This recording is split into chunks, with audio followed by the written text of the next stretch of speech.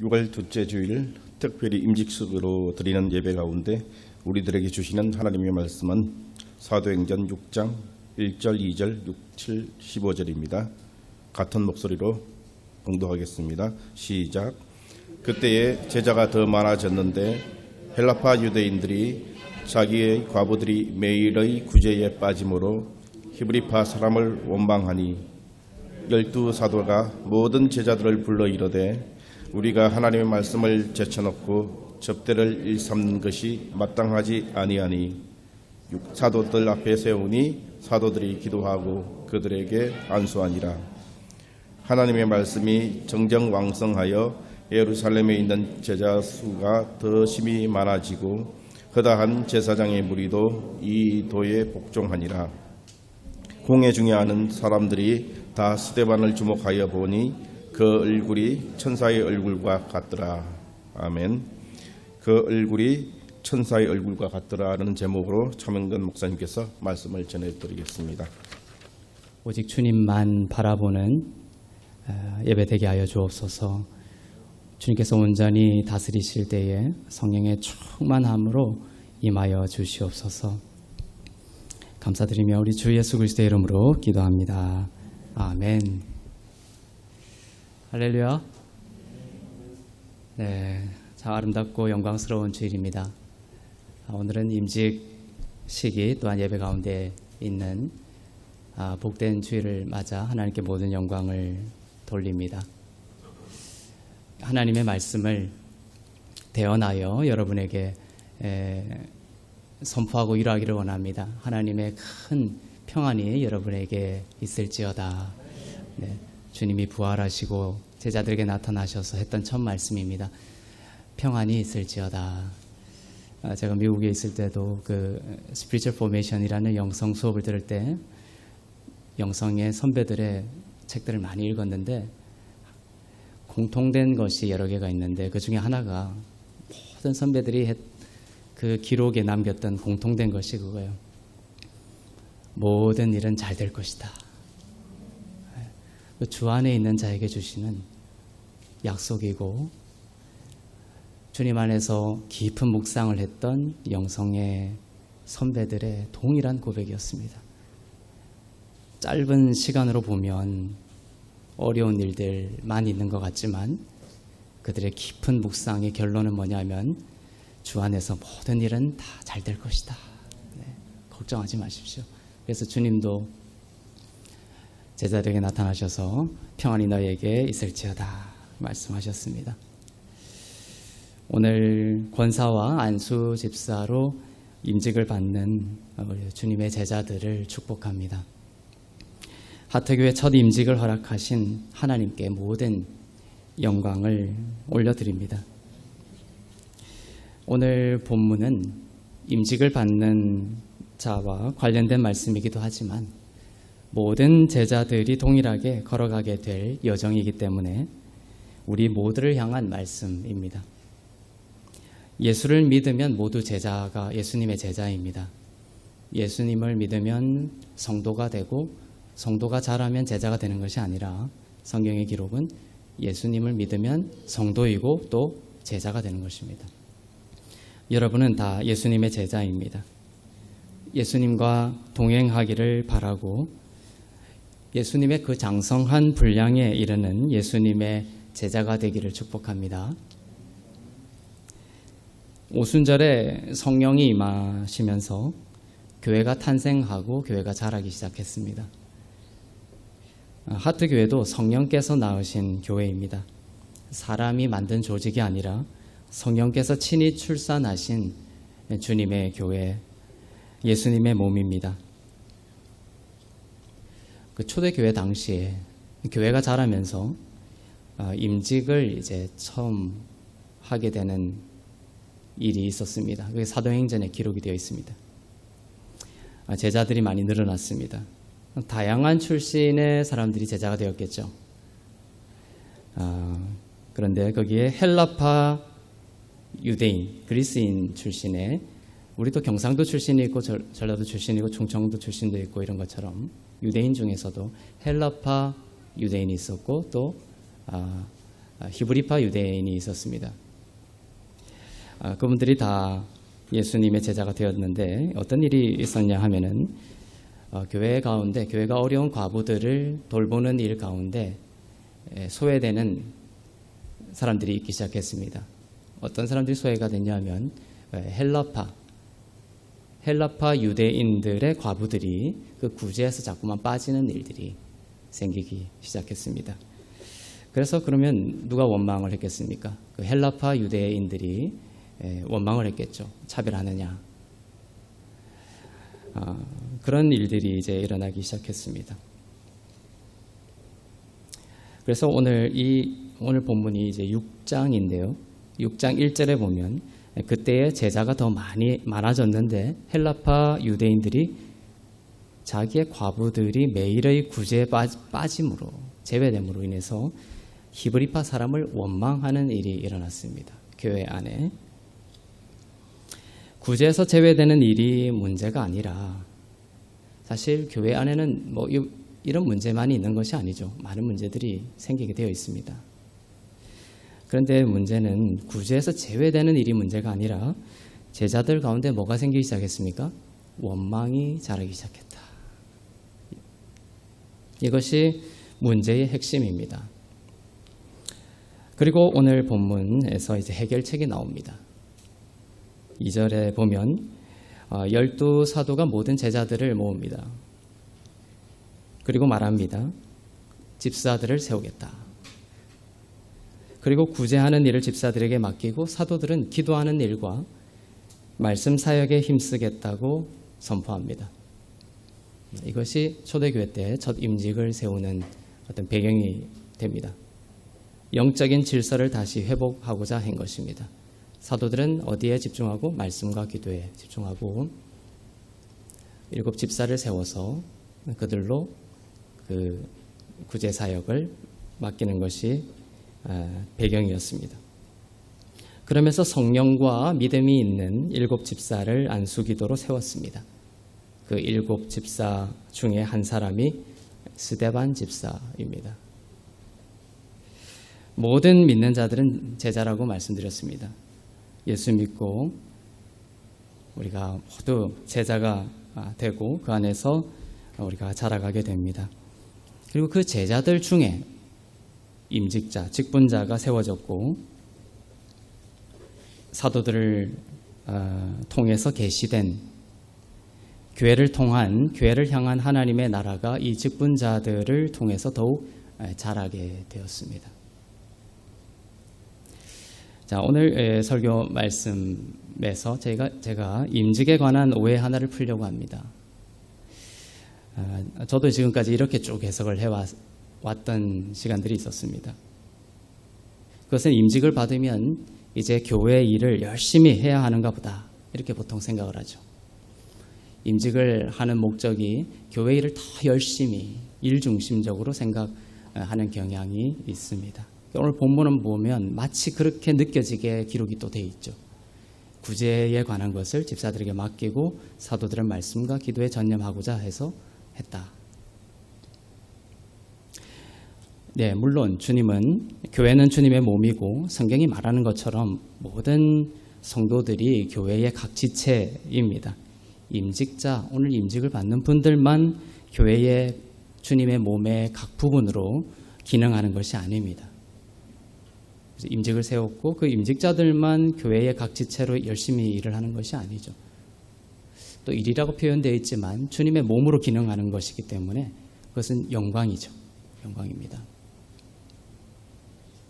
그런데 임직자만 주님의 몸으로 기능하는 것이 아니라 모든 성도들이 주님의 몸의 일부이기 때문에 모두가 다 하나님의 일에 주님의 몸으로 기능하게 되어 있습니다.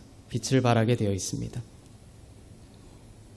그러면 임직자를 세웠던 것은 더 열심히, 다른 사람보다 더 열심히 일을 하라는 뜻으로 한 것일까, 당시에. 임직을 세웠던 가장 근본적인 이유는 아까 1절에 나옵니다.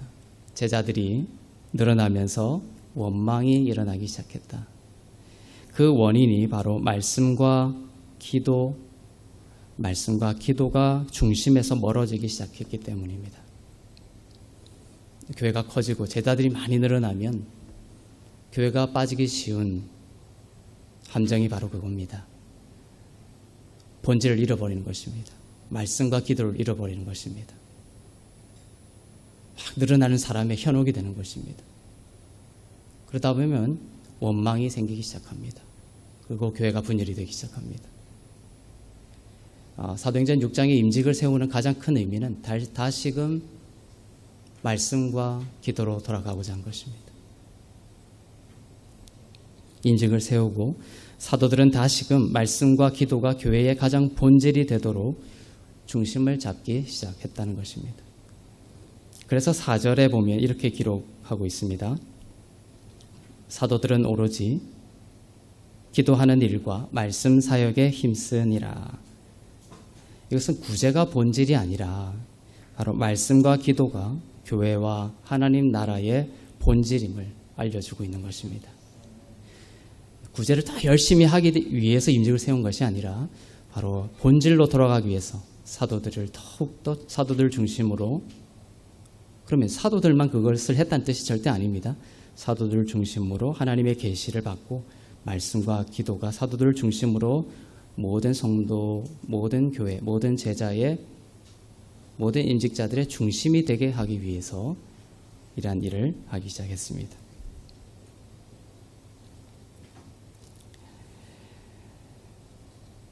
이 본문을 잘못 보면은 아까 얘기했듯이 임직자를 세워서 이제 교회 일을 열심히 시키려고 한 것이다, 이렇게 볼 수 있지만 그것이 아닙니다. 교회가 자라가면서 원망이라는 분열이 일어나기 시작하고 그것의 원인이 바로 말씀과 기도를 놓치기 시작했기 때문이라는 것입니다. 그래서 제자들 중에서도 특별히 직분자를 세워서 그들 역시 사도들처럼 말씀과 기도가 중심이 된 삶을 사는 통로가 되게 한 것입니다.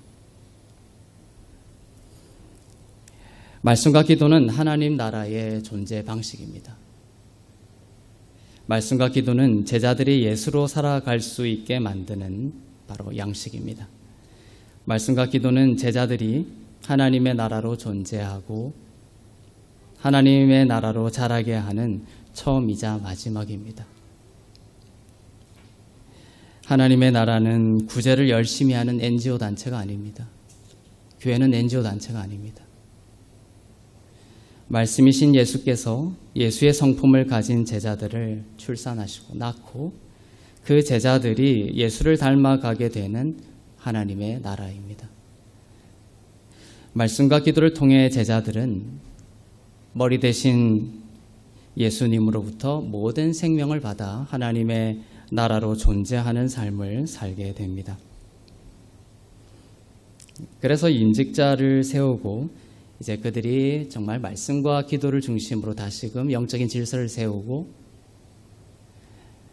하나님의 나라로 존재하기 시작하자 7절에 보면 그 결과가 나오는데 구제가 더 많아졌다, 이렇게 기록이 되어 있지 않습니다. 어떻게 기록이 되어 있냐면 하나님의 말씀이 점점 왕성해졌다, 이렇게 기록하고 있습니다. 그러니 오늘 임직을 받는 제자들은 앞으로도 하나님의 말씀과 기도에 더욱 깊어지기를 소망하기를 바랍니다. 임직을 받지 않는 제자들도 이것이 하나님 나라의 본질인 만큼 동일한 마음을 가질 수 있기를 바랍니다. 임직자들은 교회의 모든 제자들이, 임직을 받지 않은 제자들까지도 모든 제자들이 더 구제할 수 있도록 아니고 더 말씀과 기도, 거기서 벗어나지 않고 하나님의 나라로 존재하고 살아갈 수 있도록 돕고 이끄는 헬퍼들입니다. 본을 보이는 자들입니다. 그러니 앞으로 임직을 받으면서 여러분의 마음의 중심에 이제 더 구제 열심히 해야지, 이런 이유가 아니라 내가 더 말씀과 기도의 본질로 돌아가는 삶을 살겠다, 그런 마음을 품을 수 있기를 바랍니다. 스데반 집사 역시 늘 말씀과 기도에 깨어 있었기에 이때 안수를 받은 사람 중에 7집사 중에 한 사람이 스데반 집사입니다. 스데반 집사 역시 말씀과 기도에 늘 깨어 있었겠죠. 은혜 복음을 듣고 또 듣고 또한 기도하고 묵상하면서 말씀이 믿음의 뿌리를 내리게 되었습니다. 스데반 집사 가운데. 그리하여 스데반 집사는 늘 성령 충만함 가운데 있었고 그 결과는 뭡니까? 스데반 집사뿐만이 아니었겠죠. 스데반 집사의 영혼은 사랑과 희락과 평화 등 성령의 열매들을 맺는, 그 안에 풍성히 이 열매를 맺는 하나님의 사람이 되었습니다. 자, 이것이 오늘 임직의 목적입니다. 아시겠죠? 이제 여러분은 성령을 통해 사랑과 희락과 평화가 가득한 하나님의 나라로 더욱 존재하십시오. 구제가 아무리 왕성하고 NGO보다 더 훌륭한 구제를 하는 교회가 있다 한들 우리 안에 원망이 있다면 무슨 소용이 있겠습니까? 그죠? 하나님 그걸 원하지 않습니다. 말씀과 기도로 돌아가서 내가 내 안에 원망이 아니라 서로를 이해하고 사랑하고 또 용서하고 하나가 되는 그런 하나님의 나라로 내가 존재하고 살아가는 것, 이것이 임직을 통하여 교회를 든든히 세워가려고 하는 하나님의 목적입니다. 사람들이 여러분을 보면 정말 구제 많이 하는 교회다, 이게 아니라 하나님의 나라를 보게 하십시오. 여러분을 통해서 하나님의 나라가 보여야 합니다. 세상에서 발견하지 못하는 사랑, 세상이 줄 수 없는 기쁨, 세상에서 찾을 수 없는 평화, 이것이 여러분의 영혼 가운데, 삶 가운데 가득하기를 바랍니다. 이것이 여러분이 임직을 받으며 하나님께서 성령의 불로 여러분을 끌고 가실 방향입니다. 스데반 집사는 복음을 전하다가,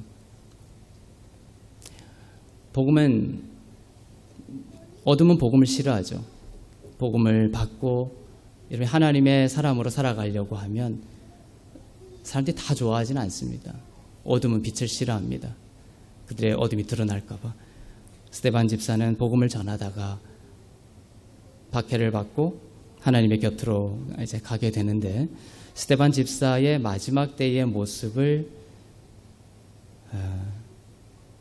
임직을 기록한 6장 마지막에 기록하고 있습니다.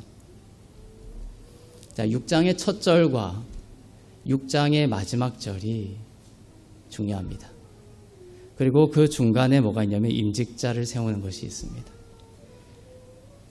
사도행전 6장의 제일 첫 절은 문제죠. 뭡니까? 원망이 교회 가운데 있었다. 내 마음에 있었다는 거죠. 우리들의 마음에 기쁨과 희락과 사랑보다 원망이 가득 찬 겁니다. 이제 스데반 집사가 예로 제시되면서 6장 마지막 절에 이제 이렇게 기록하고 있습니다. 사도행전 6장 15절을 보겠습니다.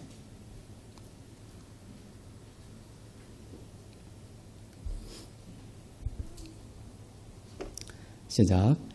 공회 중에 앉은 사람들이 다 스데반을 주목하여 보니 그 얼굴이 천사의 얼굴과 같더라. 네. 원망의 얼굴이 변하여 천사의 얼굴이 되었습니다. 여러분을 주목하여 볼 때 그 얼굴이 천사와 같은 인생이 되기를 축복합니다. 임직을 받았는데 혹은 실직을 하거나 승진해서 떨어지거나 또 누군가가 또 아프거나 하면 세상이 왜 이래? 정말 되는 게 없어. 이런 식으로 그 세상처럼 살아가는 여러분이 아니라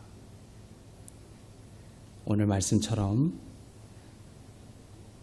그 얼굴이 천사와 같은 삶이 되기를 축복합니다. 실제 그게 땅의 일이잖아요. 하나님이 우리를 다 인도하시고 부족함 없이 채워가십니다. 믿으셔야 돼요. 실직이라는 짧은 시간 안에 갇혀서 여러분 안에 있는 하나님의 나를 잃어버리지 않기를 바랍니다. 넓게 보는 거예요. 영원한 생명을 가지고 스데반도 이 땅의 것을 보지 않고 하나님 우편에 앉은 자신의 진짜 정체성 가운데 살았습니다. 늘 말씀과 기도에 깨어 있었기 때문에. 그래서 비록 박해를 받고 어려운 일들을 당했지만 사람들이 이해할 수 없는 얼굴을 하고 있었습니다. 얼굴이라고 표현되어 있지만 영혼을 말하는 거죠. 스데반의 얼굴은 바로 천사의 얼굴과 같았다. 사람들이 여러분을 욕하고 공격하고 또 그 사람들로 인해서 여러분이 잠시 손해를 보는 그런 경우가 있어도 사람들이 여러분의 얼굴에서 무엇을 발견해야 됩니까? 바로 그 얼굴이 천사의 얼굴과 같다. 평화가 있어야 됩니다. 그럼 그 평화를 사람들은 여러분 눈앞에서는 여러분들 적대할지 모르지만 가만히 있고 고통의 시간 속에 그 사람 속에 있는 그 평화를 소유하고자 하는 것이 있습니다. 왜냐하면 성경을 기록하고 있거든요. 모든 사람 가운데 하나님께서 무엇을 심어줬냐면 영혼을 사모하는 마음을 심어주셨다.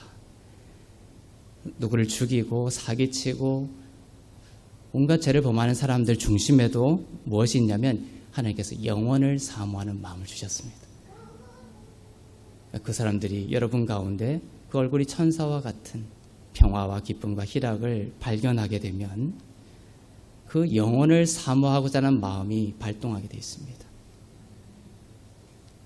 도대체 예수가 누구길래 내가 저렇게 손해를 끼치고 저 사람을 공격하고 했는데 스데반의 집사처럼 스데반에게 돌을 던져서 죽이려고 했는데 스데반은 도리어 보복하거나 원망하지 아니하고 그 얼굴이 왜 천사의 얼굴과 같았을까? 네. 이 천사의 얼굴과 같았더라. 이 말씀을 오늘 임직을 받는 여러분들이 지속적으로 마음 가운데 품는 그런 귀한 말씀이 되기를 바랍니다.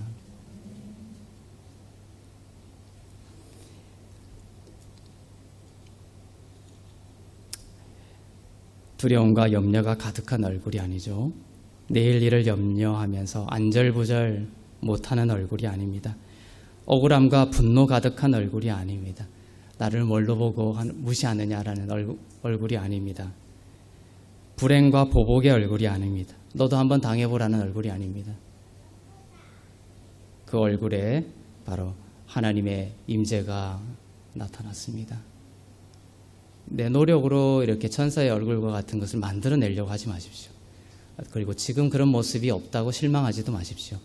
지금 그런 모습이 없더라도 무엇이 그걸 빚어내냐면 말씀과 기도 가운데 그리스도의 임재를 깊이 경험하다 보면 성령께서 그 평화와 사랑과 희락을 빚어내실 것입니다.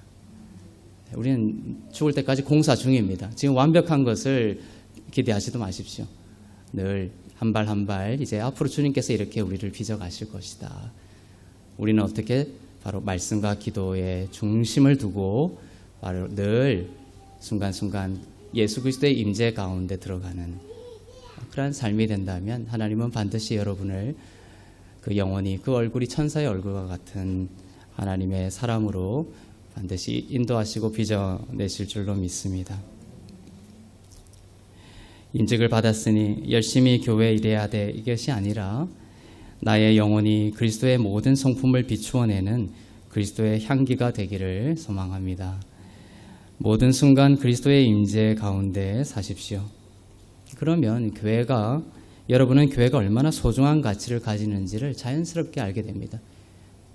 교회는 이런 곳이니까 열심히 이제 교회를 위해서 일해야 돼 이것이 아니라 그리스도의 임재 안에 있으면 예수님이 교회를 피로 사신 왜 피로 사셨는지 왜 그 귀한 보배로운 피를 하나님께서 바치셨는지를 알게 되고 그 교회를 가치를 알게 되고 그 일부러 나를 부르신 것을 알게 되고 나는 자연스럽게 누가 시키지도 않아도 이제 나의 영혼은 천사의 얼굴과 같은 성령의 열매를 맺는 삶으로 인도함 받게 되는 것입니다. 제가 이걸 조금 젊을 때 알았으면 얼마나 좋았을까 이런 생각이 듭니다.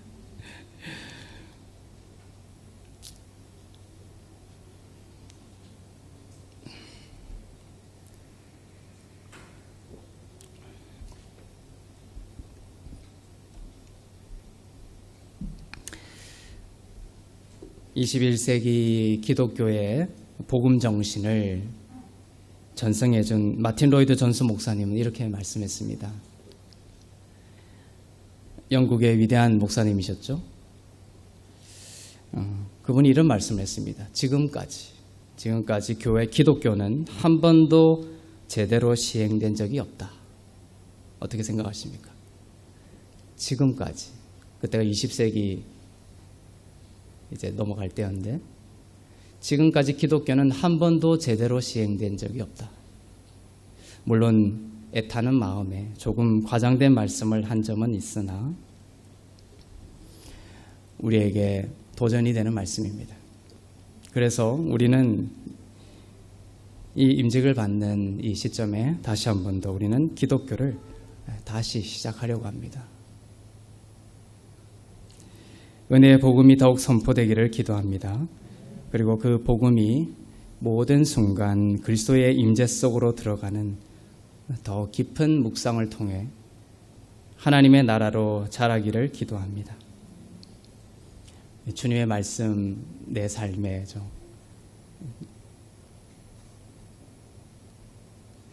주님의 말씀 가운데 깊이 머물러야 됩니다. 그러면 내 삶이 내 노력으로가 아니라 주님의 말씀이 내 삶을 갈아엎기 시작합니다. 평화가 있습니다. 기쁨이 있습니다. 사랑이 있습니다. 주님의 말씀 내 삶에. 그래서 주님의 말씀과 그분의 임재 가운데 더 깊이 더 오래 머물 수 있게 하기 위해서 이것이 하나의 기도 사역이라고 볼 수 있습니다.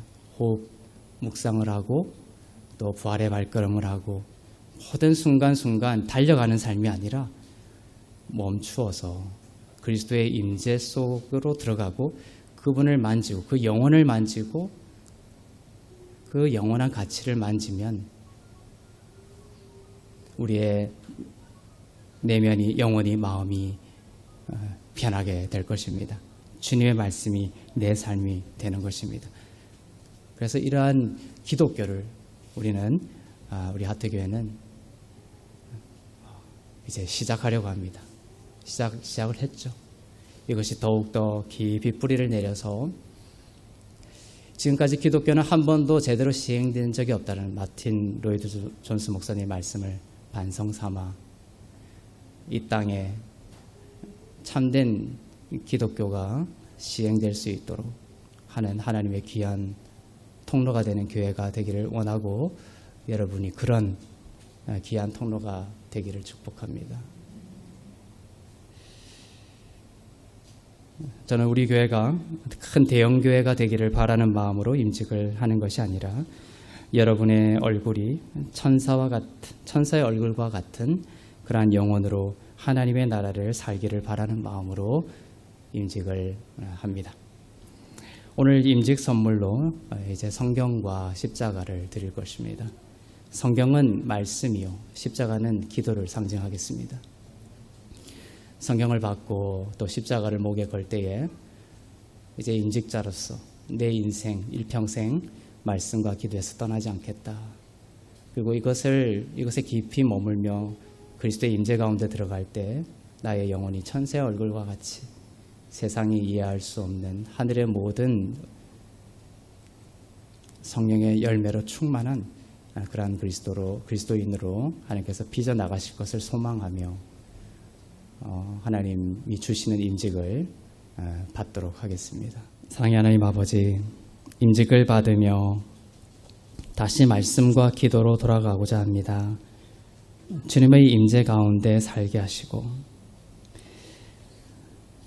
그 얼굴이 천사와 같은 하나님의 나라로 존재하도록 항상 그리스도의 임재 가운데 머물 수 있도록 항상 말씀과 기도 가운데 머물 수 있도록 저희를 축복하여 주시고 인도하여 주시옵소서.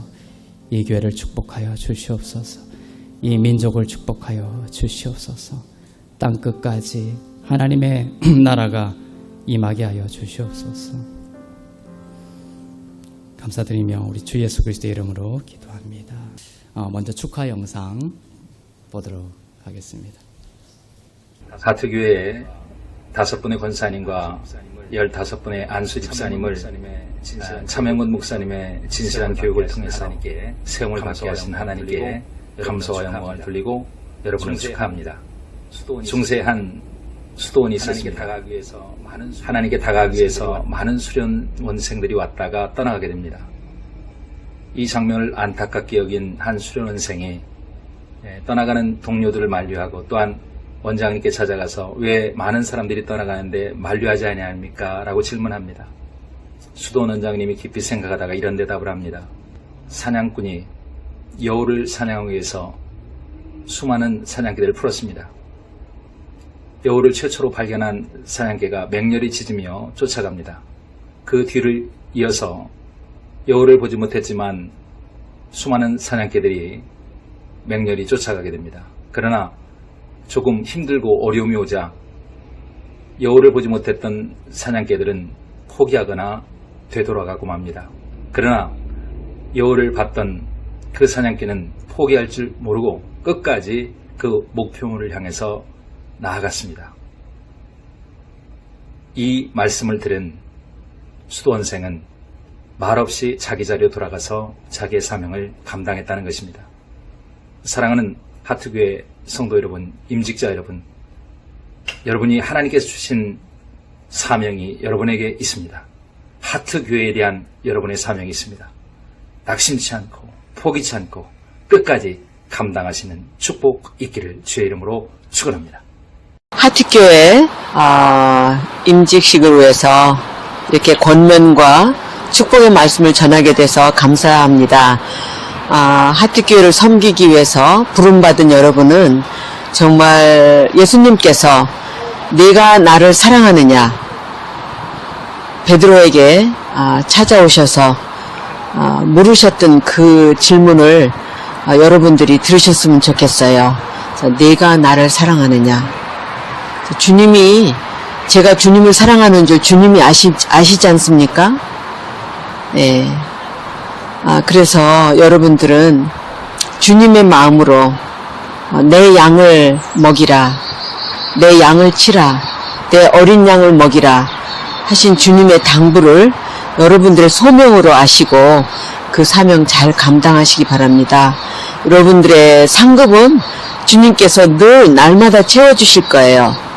하나님의 일을 감당할 때 그 힘도 주시고 지혜도 주시고 에너지도 주시는 분이 다 하나님이십니다.